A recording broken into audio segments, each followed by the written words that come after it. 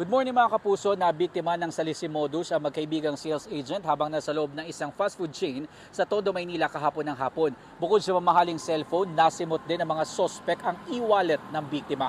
Kuha yan sa loob ng isang kainan sa Tondo, Maynila kahapon ng hapon. May kitang isang babae na dinadaldal ang babaeng nakaupo. Maya-maya, isang lalaking naka-blue ang pumwesto sa katabing upuan. Habang nag-uusap ang dalawang babae, sumempo ang lalaking naka-blue at biglang mabilis na tinangay ng lalaki ang cellphone na nasa lamesa at agad na lumabas ng kainan. Habang ang babaeng kinakausap ng babaeng nakaupo, umalis na rin. Ang dalawa, magkasabwat pala. Bago ang insidente, may kita pa ang dalawa na nakapwesto malapit kung saan nakaupo ang magkaibigang sales agent. Maya-maya, tumayo ang babaeng nakaitim at iniwan sa lamesa ang kanyang cellphone para kunin ang order nilang pagkain. Doon na kumilos sa magkasabwat at dinaldal ng isa sa mga salarin ng babaeng nakaupo hanggang sa nasalisihan na sila. Ayon sa babaeng nakaupo, bigla na lang siyang nilapitan ng salarin at nagtanong ng direksyon. Hindi rin daw niya napansin na iniwan pala ng kanyang kaibigan ang cellphone nito. Nagtatanong kung saan daw papuntang bitin. Akala ko din po tayo siya, kaya sinagot ko po ng maayos. Yun pala, salisin na pala yun.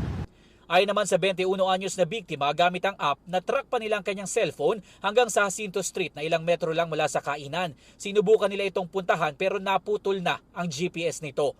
Abot daw sa 50,000 pesos ang halaga ng cellphone na natangay ng mga salarin. Pero bukod dito, nagawa raw i-access ng mga salarin ng kanyang mga e-wallet at nasimot ang laman ng mga ito na aabot sa 20,000 pesos. Or sana po matulungan niyo po kami na mahuli lang po.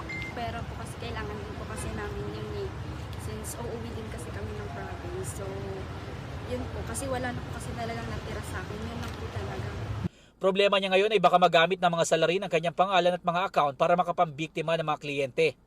Naipagbigay alam na ng biktima sa mga otoridad ang nangyari. Ayon naman sa barangay, sa mga ganitong klaseng insidente, mas mainam na agad ipagbigay alam sa mga pulis kaysa dumaan pa sa barangay. Nagpaalala din sila sa publiko. Karamihan mo kasi ng mga ganyan na nananalisi dyan po sa mga fast food o kaya sa mga mall po. Doble ingat lang po kasi iba na yung panahon natin yan. Patuloy ang backtracking sa mga CCTV para mahanap ang mga salarin. Ako po si Jomer Apresto para sa GMA News.